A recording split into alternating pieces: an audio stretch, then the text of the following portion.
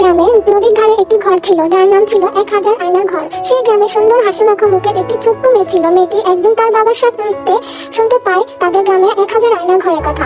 এর আগে মেয়েটি কোনোদিন ঘর থেকে বের হয়নি, সে প্রকৃতি দেখেনি কোনো বাস্তবতা। তো সে একদিন চিন্তা করলো যে সে ওই আয়নার ঘর দেখতে যাবে, কিন্তু একা একা যেতে সাহস না হয় তার সমবয়সী একটি মেয়েকে নিয়ে গেল।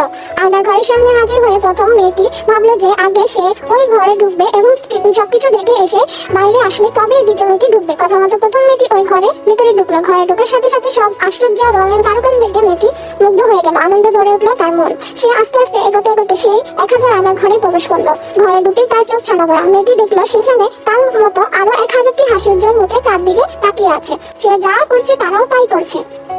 মেয়েটি খুব খুশি হলো। বাইরে এসে তার সাথীকে সবকিছু খুলে বললো এবং বলল, এমন সুন্দর জায়গা আমি আর কখনো দেখিনি, সুযোগ পেলে এবার থেকে আমি এখানে চলে আসবো। সব কথা শুনে দ্বিতীয় মেয়ে কিছুটা ভয়ে মন নিয়ে ভেতরে ঢুকলো। এই ঢুকতে আতঙ্কিত মনে সেও 1000 আয়নার ঘরে প্রবেশ করলো। ঘরে ঢোকার সাথে সাথে মেয়েটি ভয় পেয়ে উঠলো, মুখ ফ্যাকাশে হয়ে গেল, আতঙ্কিত হয়ে উঠলো চোখ। সে দেখলো তার মতো ঠিক আরো 1000টি আতঙ্কিত আর ভয়ার্ত চোখে তার দিকে মেয়েরা তাকিয়ে আছে। মেয়েটি সে ভয়ে 2 হাত তুলে বলছে, তোমরা কারা?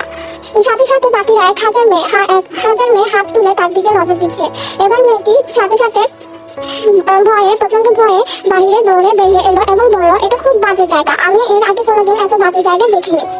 শিক্ষা, জীবনটাও আমাদের আয়নার স্বরূপ। আপনি যেভাবে জীবনকে দেখবেন ঠিক জীবন আপনার কাছে সেভাবে ধরা দিবে। যারা হাস্যোজ্জ্বল মুখে সুন্দরভাবে জীবনকে পরিচালনা করে তাদের কাছে জীবন অনেক সহজ ও সুন্দর হয়।